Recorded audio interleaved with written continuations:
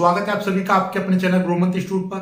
आज का ये वीडियो 12th क्लास मैथमेटिक्स का रहेगा और मैथ में हमारा मॉडर्न पेपर का सॉल्यूशन चल रहा था, तो उसका ये नेक्स्ट पार्ट है। ओके, चलिए, तो जैसे कि हमने क्या कराया था, पहला क्वेश्चन और दूसरा क्वेश्चन ये पार्ट 1 में कराया था, फिर तीसरा क्वेश्चन हमने पार्ट 2 में कराया था, चौथा क्वेश्चन पार्ट 3 में कराया था, और पांचवें का कै और खे, ये 5-5 नंबर के प्रश्न थे, काफी बड़े बड़े थे और इनमें कुछ काफी चीजें ऐसी थी जो नई नई चीजें सिखाई थी, तो ये मैंने पार्ट 4 में कराए थे। तो आज आपका कौन सा है, पार्ट 5 है। ठीक, जिन्होंने ये वाले पार्ट नहीं देखे तो वो जाकर देख लेना, लिंक में नीचे डिस्क्रिप्शन में लगा दूंगा, तो वहां से जाकर चेकआउट कर लेना और उन क्वेश्चनों को जाकर कर लेना। चलिए, तो आज का प्रश्न देखिए, आज 5वें प्रश्न को पूरे को खत्म कर देंगे। 5-5 नंबर के प्रश्न हैं इसमें, बहुत ही शानदार जानदार प्रश्न है। देखिएगा क्या है ये, 5 नंबर का प्रश्न है। क्या है, फलन 5वें का गैर फलन sin x की पावर cos x का x के सापेक्ष अवकलन करो या अवकलन कीजिए। ठीक है, कोई दिक्कत नहीं है। आपको दे क्या रखा है, ये हमने मान लिया y बराबर sin x की पावर cos x। जब भी कभी भी sin x की power cos x, sin y की पावर cos y, या 10x की पावर sec x, या 10x की पावर अंडर रूट में x की पावर 5/2, यानी कुछ भी, यानी फंक्शन की पावर फंक्शन की पावर फंक्शन हो, तब हम क्या करते हैं, उसको लॉग लेकर सॉल्व करते हैं। कैसे करते हैं, लॉग लेकर। तो हम मान लेंगे दोनों पक्षों में लॉग लेने पर, क्या, दोनों पक्षों में लॉग लेने पर, तो यहां पे लेंगे log y बराबर log sin x की पावर cos x। log की एक प्रॉपर्टी होती थी, log m की पावर n होता है, तो क्या लिखते हैं, n log m, ऐसे ये वाली चीज पीछे आ जाती है। सेम वही काम यहां पे करेंगे, log y बराबर ये जो चीज है ये पीछे आ जाएगी यहां पर, तो क्या आ जाएगा, cos x log sin x, ये अच्छी आ जाएगी, कोई दिक्कत। अब अवकलन कर दो, अवकलन करने पर किसके सापेक्ष कर रहे हैं हम, x के सापेक्ष, याद रखना। ठीक है, तो log y का देखिए, आपको नॉर्मली बता दें हम, log x का अवकलन होता है 1/x। ठीक है, तो ये log y है, कोई दिक्कत नहीं है। log y का अवकलन कैसा हो जाएगा, 1/y हो जाएगा। जैसे ही x का होता है वैसे ही इसका होगा, लेकिन साथ में यहां पे क्या आ जाएगा, जैसे log x का अवकलन 1/x है, तो log y का अवकलन 1/y आ जाएगा। क्योंकि हम y का कर रहे हैं इसलिए इसके साथ में क्या आ जाएगा, dy/dx साथ में आ जाएगा। ठीक है, अब देखिएगा, ये देखो, ये अपने आप में दो फंक्शन बन रहे हैं, एक फंक्शन ये और एक फंक्शन ये। तो ये फंक्शन पहला मान लीजिए, इसको फंक्शन दूसरा मान लीजिए। जब दो फंक्शन होते हैं तो कैसे करते हैं, जब दो फंक्शन होते हैं तो हम उनका अवकलन डेरिवेटिव निकालते हैं, तो कैसे करते हैं, पहला फंक्शन दूसरे का अवकलन, फिर प्लस दूसरा फंक्शन और पहले का अवकलन, ये करते हैं हम। ठीक है, यानी कि ये इस तरह से पहला फंक्शन दूसरे का अवकलन, पहला फंक्शन यानी कि cos x, दूसरे का अवकलन यानी कि log sin x, प्लस अब log sin x और पहले का अवकलन यानी कि cos x। समझ जाना, ठीक है, समझ गए। चलो इसको थोड़ा सा और छोटा छोटा लिख रहा हूं, तब आपको समझ में आ जाएगा। देखिएगा क्या है, पहला फंक्शन cos x और दूसरे का अवकलन यानी कि log sin x, फिर प्लस अब दूसरा फंक्शन log sin x और पहले का अवकलन। ठीक, पहला फंक्शन दूसरे का अवकलन, फिर दूसरा फंक्शन पहले का अवकलन। चलिएगा, तो ये कितना हो जाएगा, 1/y dy/dx बराबर cos x जो करते हैं। ठीक, हमने क्या बताई थी, log x का अवकलन होता है 1/x, तो log और x की जगह पे यहां पर क्या दे रखा है, ये sin x की जगह पे क्या दे रखा है, sin x। तो मतलब ये log sin x का यदि आप अवकलन करोगे तो x की जगह पे ये है, तो 1/x आ जाएगा, x की जगह पे ये जो x की जगह पे होता है उसका दोबारा से अवकलन करते हैं, तो sin x का अवकलन क्या हो जाएगा, cos x। तो क्या आएगा, इसका अवकलन आएगा आपका log x का अवकलन 1/x, और जो x है उसका अवकलन करेंगे तो sin x का अवकलन करेंगे तो cos x। तो ये आ गया log sin x का अवकलन, ये चीज आ गई, यानी कि ये 1/sin x into cos x। चलिए प्लस अब ये log sin x into cos x का अवकलन कितना हो जाएगा, माइनस sin x। क्या होता है, माइनस sin x, ये चीज आ जाएगी। इसको थोड़ा सा अब देखिए dy बट्टे dx यदि हम निकालेंगे तो ये y उधर चला जाएगा, ये y इधर आ गया, ब्रैकेट लगा दिया क्योंकि ये y पूरे में मल्टीप्लाई करेगा इसलिए ब्रैकेट। अब देखो जरा ध्यान से, ये क्या हो जाएगा, यदि आप थोड़ा सा दिमाग पर जोर लगाएंगे, cos बट्टे साइन, cos बट्टे साइन क्या हो जाएगा, cos बट्टे साइन, cos बट्टे साइन अपने आप में क्या हो जाएगा, cot x। क्या हो जाएगा, cot x। देखिए ये अपना cos x है, cos बट्टे साइन क्या हो जाएगा, cot x हो जाएगा। और देखिएगा ये वाला माइनस साइन x था, माइनस साइन x को मैं आगे लिख दूंगा तो क्या हो जाएगा, माइनस, ये आ जाएगा यहाँ पे साइन x, और ये log साइन x ये रहा। ठीक है, ये चीज आ गई। ठीक, अब देखिएगा हम क्या करने जा रहे हैं, यहां से हम यहां पे देखिएगा आपका dy बट्टे dx बराबर ये y, और यहां पे तो बाकी कुछ और करना ही नहीं है, अब तो बाकी कुछ करना ही नहीं है, सिंपल सी बस y की वैल्यू रख दीजिए। यहां पे लिख देंगे y का मान रखने पर, y का मान रखने पर, y का मान कहां है, ये रहा। तो dy बट्टे dx बराबर कितना आ जाएगा, साइन x की पावर cos x, ये y की वैल्यू हो गई, और ब्रैकेट में क्या आ जाएगा, cos x cot x minus sine x, और ये आ जाएगा आपका log sin x, ये चीज आ जाएगी। तो यही आपका आंसर बन जाएगा। ये आंसर बहुत बड़ा आता है, कोई दिक्कत नहीं है, ये आपका उत्तर आ जाएगा, बस इतना ही लिखना है।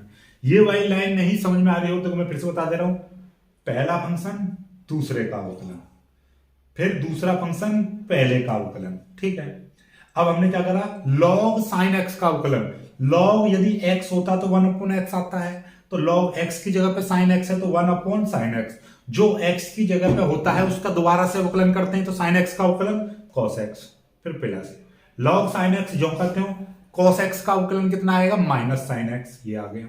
अब मैंने क्या करा, ये cos x जो करते हो, cos बट्टे sin क्या हो जाएगा, cot x, ये cot x हो गया। अब देखिए ये वाला माइनस था तो माइनस यहाँ पे आ गया, ये sin x मैंने यहाँ पे लिख दिया, log sin x ये रहा, log sin x ये रहा, कोई दिक्कत नहीं है, बाकी सेम टू सेम है। या आपका एक लाइन और बढ़ाना चाहो तो आप देखिए log sin x है ना, तो ये इसकी पावर में भी लिख सकते हो, पावर में भी लिख सकते हो। तो आप ये इतना ही उत्तर लिखना है आपका। यदि आपका कभी कॉम्पिटिटिव में आ जाए, इसकी जगह पे और कोई ऑप्शन में आ जाए तो आप देखिए इतना भी लिख सकते हो, ये ऑप्शनल है। sin x की पावर cos x है, ये आपका cos x, और ये हो जाएगा आपका cot x माइनस, ये साइन को फिर से ऊपर पहुंचा देंगे तो क्या हो जाएगा, log sin x की पावर sin x, ऐसा भी लिख सकते हो। ठीक है, कोई दिक्कत नहीं है। तो ये वाला उत्तर ज्यादा बेटर है आपके लिए, इतना वाला उत्तर लिखना, ये आपके लिए आंसर लिखना। यदि कॉम्पिटिटिव में ये वाला ऑप्शन दे रखा हो तो आपको इस वाले पे टिक लगाना है, वरना 99.9% किताबों में यही उत्तर दे रखा है।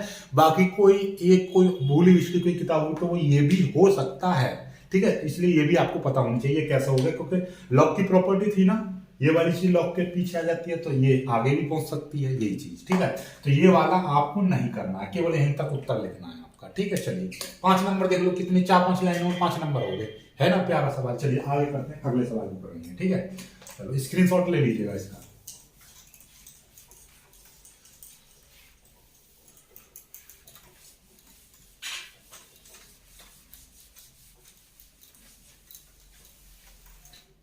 चलो अगला जो प्रश्न है, अगला प्रश्न बहुत ही शानदार है।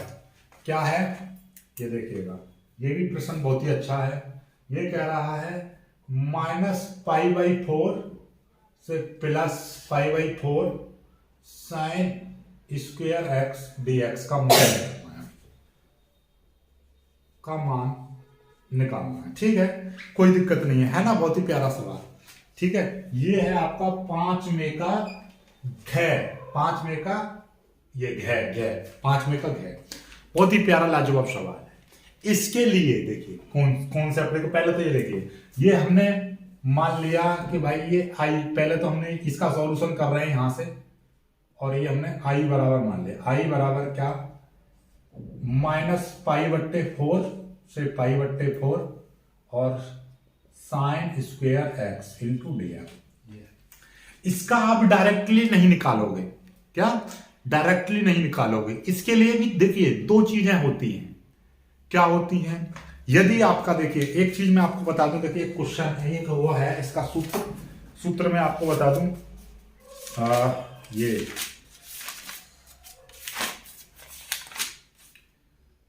हाँ देखिएगा, एक प्रगुण है।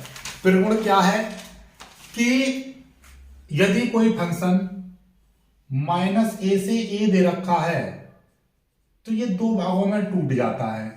कैसे कि एक तो होता है 2 -a से a, और ये हो जाता है सॉरी 0 से a, 0 से a, और ये हो जाएगा fx और dx, ठीक।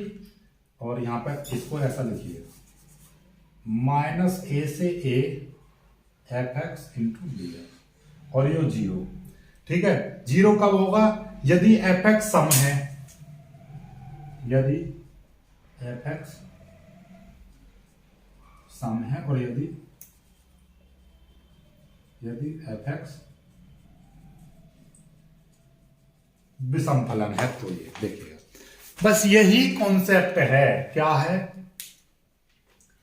ये देखिए, ये -π/4 से +π/4 दे रखा है, ये फंक्शन है।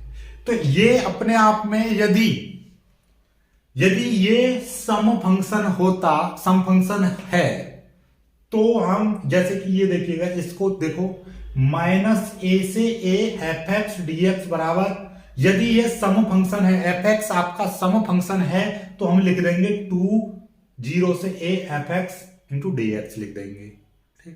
देखिएगा ये यदि ये आपका साइन स्क्वायर एक्स दे रखा है ना, यदि ये सम है तो हम इसकी जगह पर क्या लिख देंगे, हम 0 से π/4, 2 की गुणा यहां पर कर देंगे, और साइन स्क्वायर dx ऐसे लिख देंगे। और यदि ये विषम है,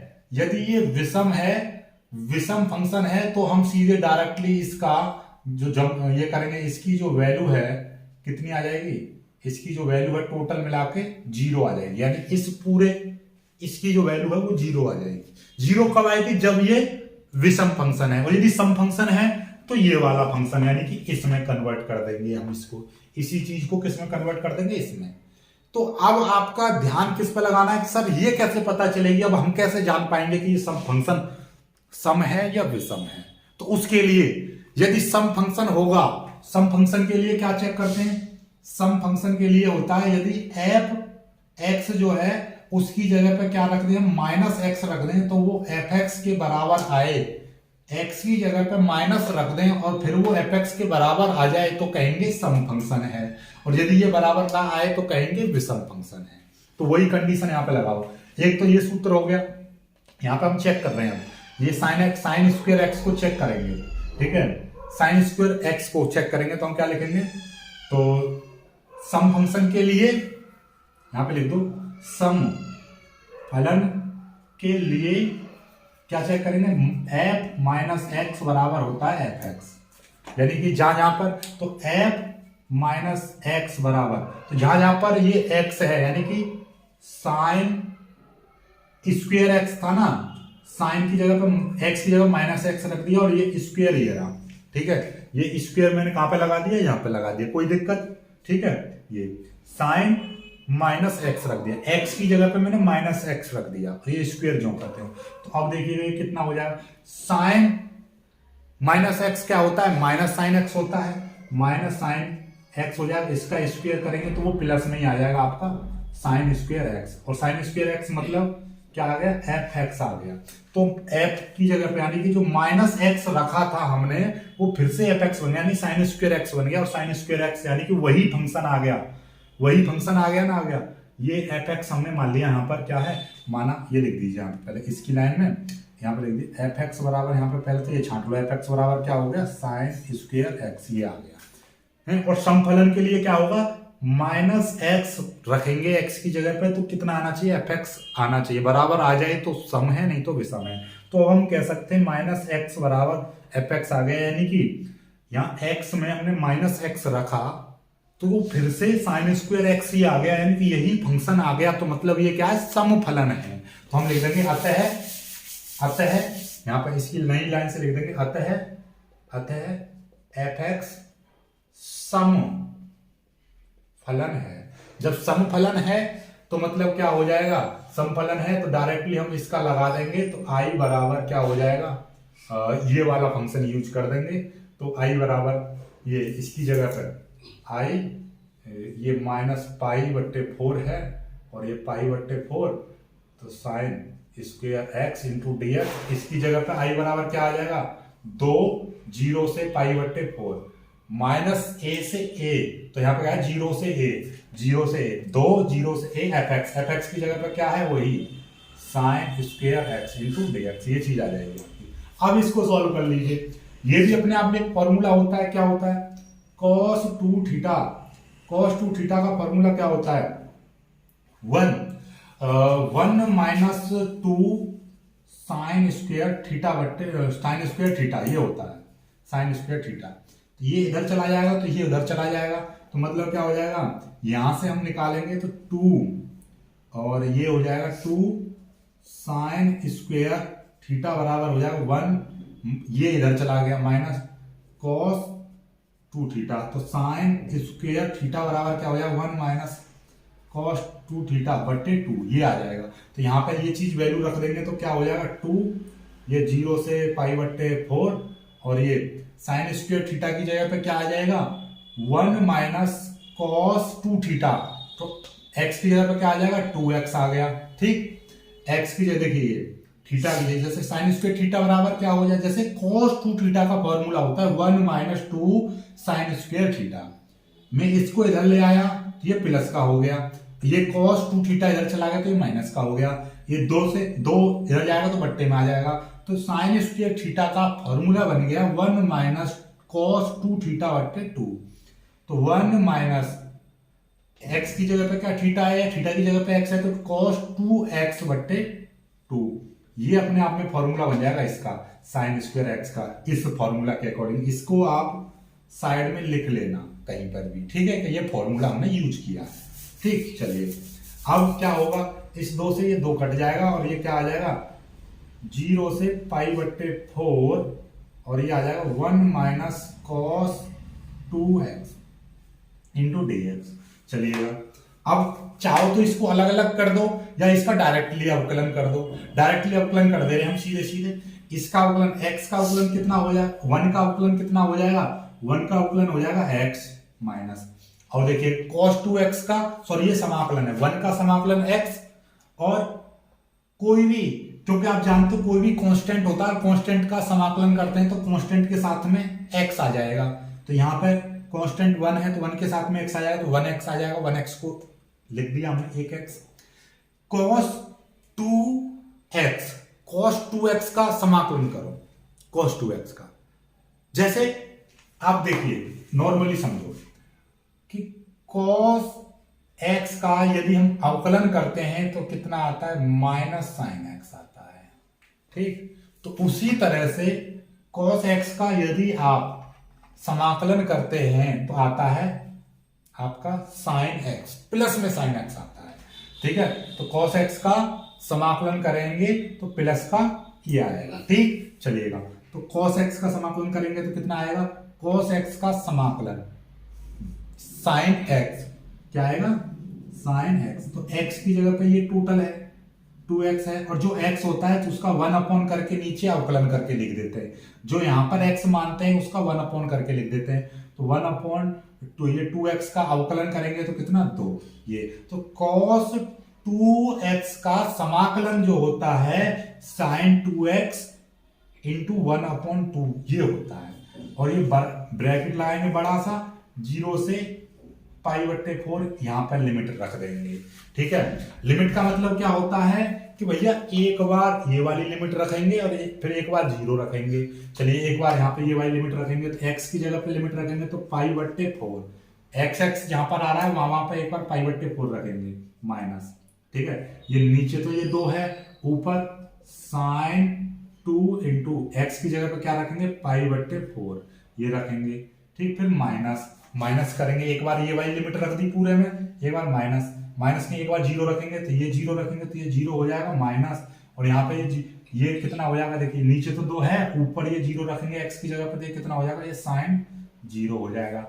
और आपको पता है ये 0 और sin 0 की वैल्यू भी 0 होती है तो ये पूरा 0 हो जाएगा, तो यही चीज बचेगी। तो ये चीज बचेगी तो इसका नई लाइन से हम कितना कहां पे लिख देते हैं, इतना लिख दे रहे हैं, कोई दिक्कत नहीं है। तो आई बराबर ये कितना आ जाएगा, ये आ जाएगा आपका π/4 माइनस, और ये देखिए 2 से ये 2 कट जाएगा, कितना बचेगा sin 90, कितना बचेगा 2 से 2 कट गया, देखिए 1/2 यानी ये तो नीचे 2 बचा, ऊपर कितना बचा sin π/2, sin 2 से 4 कट जाएगा तो π/2 बचा, और sin π/2 का मतलब कितना 90, और sin 90 की वैल्यू होती है 1, तो इसका मतलब ये हो गया आई बराबर π/4 माइनस 1/2। ये आपका उत्तर आ गया, ये उत्तर आ गया, या आप इसको लिखना चाहो 1/2 कॉमन ले लेंगे तो π-1 ऐसे, तो ये वाला उत्तर आपके लिए ज्यादा बेटर है। ये यहाँ पर क्या है आप याद रखना, sin π/2 लिखा हुआ है, ये sin π/2, और sin π/2 की वैल्यू कितनी होती है 1, तो ये चीज और मैं आपको बता दे रहा हूँ, समझ में आ गई बात। ये क्या है sin π/2 लिखा हुआ है। ठीक, चलिएगा कर लीजिए, तो ये बहुत ही प्यारा उत्तर आ गया। देखिए यहाँ से इसका मतलब क्या है, 2 से ये 4 कट जाएगा तो π/2 बचेगा, तो π/4 माइनस sin π/2/2, 2 तो नीचे है, ये ऊपर sin π/2 की वैल्यू कितनी आ गई 1 आ गई, तो ये कर लीजिए। अब करते हैं 5वें का डे क्वेश्चन। 5वें का डे क्या है, रेखाओं r बराबर इतना और r बराबर इतना के बीच की न्यूनतम दूरी, ये न्यूनतम दूरी इस तरह से सवाल है, बहुत ही प्यारा सवाल है, और ये सवाल तो 100% ऐसा का ऐसा ही आएगा, संख्या बदल जाएगी लेकिन ये तो ज्यों का त्यों आना है। ठीक है, एक बार को हो सकता है जैसे समाकलन का सवाल है वो सवाल ना आके कोई दूसरा सवाल आ जाए, ठीक है, अवकलन का सवाल वो ना आके कोई दूसरा आ जाए, लेकिन ये तो सेम टू सेम आएगा, बस संख्या बदल सकती है लेकिन ये ज्यों का त्यों आएगा। देखिए क्या है, 2 रेखा दे रखी है, उनके बीच की दूरी पूछ रहा है। देखिए पहली बार यहाँ पे सॉल्यूशन में यहाँ से स्टार्ट करता हूँ। देखिए एक आर वेक्टर और एक रेखा कौन सी, ये है आई कैप प्लस 2 जे कैप माइनस 4 के कैप, और प्लस इसके साथ में कोई भी एक कांस्टेंट होगा, और फिर लिख देंगे 2 i cap plus 3 J cap plus 6 के कैप, ये दे रखा है। ठीक है, पहले तो ये रेखा है एक, और एक और होगी दूसरी रेखा। ठीक है, एक दूसरी ये भी आर बराबर ही दे रखी है, ये कितनी दे रखी है, ये रही 3 i cap plus 3 J cap minus 5 के कैप प्लस इसमें भी कोई ना कोई एक कांस्टेंट दे रखा है, न्यू दे रखा है 2 i cap plus 3 J cap plus 6 के कैप। अब देखिए इसमें वही ध्यान रखना, ऐसे सवालों में इसमें 2 चीजें होती हैं, ये डायरेक्टली निकल जाता है, लेकिन डायरेक्टली निकालने के लिए हम क्या करते हैं, तो देखिए भाई इस टाइप के सवालों के लिए क्या है, बस एक फॉर्मूला बेस्ड सवाल होते हैं। ये दोनों हमने यहां पर लिख दिए हैं, दोनों रेखाएं और इनके बीच की दूरी। देखिए सबसे पहली चीज, ये जो रेखा है किस रूप की है, देखिए इधर देखिए मैंने फॉर्मूला सूत्र यहां पे लिखेंगे, जरा इसको समझो। r बराबर a1 वेक्टर कोई भी कांस्टेंट b1 वेक्टर, और r बराबर a2 vector constant b2 vector. मतलब ये देखिएगा, ये हम क्या मान सकते हैं, ये a1 वेक्टर मान लिया और ये हमने b1 वेक्टर मान लिया। ऐसे ये वाला हमने आपका a2 वेक्टर मान लिया और ये हमने b2 वेक्टर मान लिया। तो इसकी कंपेयर करेंगे तो हमारा a1 वेक्टर बराबर क्या निकलेगा, i plus 2j minus 4k। ऐसे ही हमारा ये a1 हो गया, b1 वेक्टर बराबर क्या आया, b1 वेक्टर बराबर आया 2i cap plus 3j cap plus 6k cap. ऐसे ही आपका a2 वेक्टर बराबर क्या आया, 3i cap plus 3j cap -5 के कैप, ये आ गया। ऐसे ही आपका B2 वेक्टर बराबर क्या आया, B2 वेक्टर बराबर आया 2i cap plus 3j cap plus 6 के कैप, ये आ गया। ठीक है, अब देखिएगा ये आपको निकल के आ गया A vector A1 vector B1 vector A2 vector B2 vector. ये हमने यहां से 4 वेक्टर छांट लिए। ठीक है, अब यहां के बाद में आपका देखो सभी लोग एक फॉर्मूला याद कर लेते हैं और वहीं पर गलती खाते हैं। क्या कि यदि ये दोनों इस तरह से दे रखे वेक्टर और इसका फॉर्मूला डायरेक्ट होता है B1 vector cross B2 vector, देखिएगा ये होता है फॉर्मूला यदि इस टाइप के सवालों के लिए, यानी इस टाइप के लिए directly B1 cross B2 vector और A2 माइनस A1, फिर उनकी डॉट प्रोडक्ट कर लो और नीचे का मॉड निकाल दो, तो इस तरह से बीच की दूरी निकल जाती है। लेकिन ये फॉर्मूला तभी एप्लीकेबल होता है, ये तभी मान्य होता है जब आपका B1 vector not is equal to B2 vector, B1 vector B2 vector के बराबर ना हो, तभी ये फॉर्मूला लगा सकते हैं। इसका एक दूसरा फॉर्मूला भी होता है, कौन सा, यदि B1 वेक्टर बराबर B2 हो, यानी B1 वेक्टर बराबर B2 वेक्टर हो, या आपका इस तरह से जैसे कि B1 वेक्टर बराबर इतना है, ये 2 3 ये, और B2 वेक्टर इतना आ जाए, देखिएगा B2 वेक्टर बराबर आ जाए आपका 4i cap plus 6j cap plus 12 के कैप। इसको देखोगे तो आपका 2 यहां से कॉमन ले लेंगे तो कितना हो जाएगा 2i cap plus 3j cap plus 4 के कैप। मतलब ये कुछ कॉमन लेने के बाद भी ये देखिए ये फिर से ये B1 वेक्टर के बराबर आ गया, तो मतलब B2 वेक्टर बराबर 2B1 वेक्टर इस तरह से आ जाए, यानी कि कोई भी या तो डायरेक्टली बराबर आ जाए या n इंटू बराबर आ जाए, मतलब ये n की जगह 1 2 3 कोई भी यानी इतने गुना आ जाए। कभी भी इस टाइप के वेक्टर यानी कुल मिला के मैं बात करूं B1 बराबर B2 वेक्टर आ जाए तब ये फॉर्मूला नहीं लगाना, और इस फॉर्मूले से लगा दोगे तो हो जाएगा सवाल गलत। तब कौन सा फॉर्मूला लगेगा, तब ये लगेगा A2 vector minus A1 vector, फिर क्रॉस करनी है B वेक्टर। ये B वेक्टर कौन सा, जब ये दोनों बराबर आ जाएंगे, जैसे कि यहां पे देखिएगा यहां पर क्या दिखाई दे रहा है, देखो B1 वेक्टर और B2 वेक्टर दोनों बराबर दिखाई दे रहे हैं, तो मतलब इन दोनों में से कोई भी एक वेक्टर ले लो भाई, ये तो बराबर है, तो ये फिर इस तरीके फिर ये वाला फॉर्मूला काम में आता है जब दोनों बराबर आ जाते हैं, जो कि यहां पर लगेगा इस वाले सवाल में ये वाला फॉर्मूला काम नहीं करेगा, इस वाले में काम करेगा ये।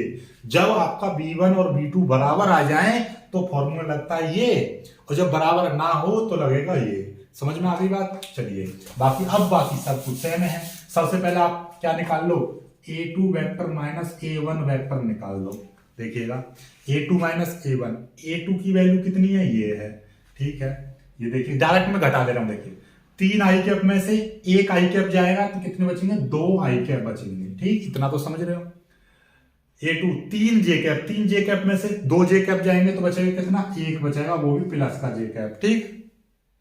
अब देखिएगा A2 ये माइनस के 5 के कैप हैं, माइनस के 5 के कैप माइनस घटाना है हमको, कितना घटाना है, माइनस के 4 घटाने हैं। माइनस के 5 में से माइनस के 4 घटाएंगे तो आपको वैसे भी दिखाई दे रहा है, माइनस के 5 में से माइनस के 4 गए तो कितने बचे, माइनस का 1 बचेगा, वो मैथमेटिकल देख लो, माइनस के 4 माइनस और माइनस माइनस कितना हो जाएगा, ये प्लस हो जाएगा, प्लस के 4 कैप, और प्लस के 4 का मतलब कितना हो गया, आपको दिखाई दे रहा है प्लस के 4 गए तो माइनस का 1 के कैप बचेगा, तो माइनस का के कैप बचा। और वैसे भी दिखाई दे रहा है माइनस में से माइनस, देखिए माइनस के 5 में से माइनस के 4 गए तो माइनस के 1 बचेगा, माइनस का 1 के कैप, ये आ गया, ठीक है, कोई दिक्कत नहीं। A2 माइनस A1 वेक्टर निकल आया, कोई दिक्कत वाली बात नहीं है, ठीक है। A2 इसमें से i में से i, j में से j, k में से k घटा दिया। अब हमारा क्या है, यहां से ये दोनों वेक्टर बराबर हैं, आपको दिखाई दे रहा है ये B1 वेक्टर बराबर B2 वेक्टर है, तो मतलब यहां से डायरेक्टली एक कोई भी वेक्टर लिख दो, B1 बराबर B2 है आ रहा है, तो आप यहां से लिख दिए B वेक्टर बराबर आप लिख दोगे 2i cap plus 3j cap into 6k cap, ये लिख दिया, ठीक है, कोई दिक्कत। अब यहां के बाद में हमको देखिए ये वैल्यू निकालनी है, क्या निकालनी है, A2 vector minus A1 vector और क्रॉस B वेक्टर, ये निकालना है। ये कैसे निकलता है, i j और k ऐसे लिखेंगे। पहले इसकी वैल्यू देखो, इसकी वैल्यू कहां है, ये रही, i का गुणांक यहां पर कितना है, 2 है, i का गुणांक 2, j का गुणांक कितना है यहां पे, प्लस का 1 लिख देंगे, प्लस का 1, और के का गुणांक यहाँ पे कितना है, माइनस का एक, माइनस का एक, माइनस के है तो माइनस का एक, प्लस का जे है तो प्लस का एक। ऐसे अब बी की वैल्यू निकालो, बी आई का गुणांक कितना है, 2 है, मल्टीप्लाई करना तो आते ही है। जे का गुणांक कितना है, 3 है, और यहाँ पे के का गुणांक कितना है, यहाँ पे 6 है। अब इसको सॉल्व करना है। इसको सॉल्व कैसे करेंगे, देखिए आई ले लिया, आई वाले को छुपा लिया तो कितना बचेगा, 1 3 माइनस 1, 1 3 माइनस 1 और 6। बीच वाला हमेशा माइनस में लेते हैं, ये माइनस में ले, 2 2 2 2 माइनस 1 और 6, देख लीजिए 2 2 माइनस 1 6। अब के कैप ले लीजिए, के कैप इसको ले लेंगे, 2 2 1 3, 2 2 1 3, इतना बचेगा। अब देखिए आई कैप, इसकी पहले ऊपर वाले को मल्टीप्लाई करेंगे, 1 छिक्के 6 माइनस, फॉर्मूला माइनस होता है, 3 की मल्टीप्लाई इसमें करेंगे तो कितना हो जाएगा, 3 1 3, माइनस का 3 आएगा, एक माइनस ये है तो ये हो जाएगा प्लस का 3, माइनस का जे कैप, 6 दूनी 12 माइनस 2 1 2, माइनस का 2 हो जाएगा क्योंकि ये माइनस का, और एक माइनस ये तो ये प्लस का 2 हो जाएगा, ठीक, प्लस का के कैप, 2 दिए 6 माइनस 2 1 2, ये आ जाएगा। देखना 6 और 3 9, आई कैप पीछे लिख दिया, 12 2 14, तो माइनस के 14, जे कैप मैंने पीछे लिख दिया, माइनस ये रहा, 12 2 14 ये आ गया, 6 में से 2 गए तो 4, प्लस के 4 के कैप, ये आ जाएगा। ये इतने की वैल्यू आ गई। चलो इसको मिटा दें अब, ठीक है, इसको तो मिटा दे रहे, कोई दिक्कत नहीं है, ये आ गया, ठीक है।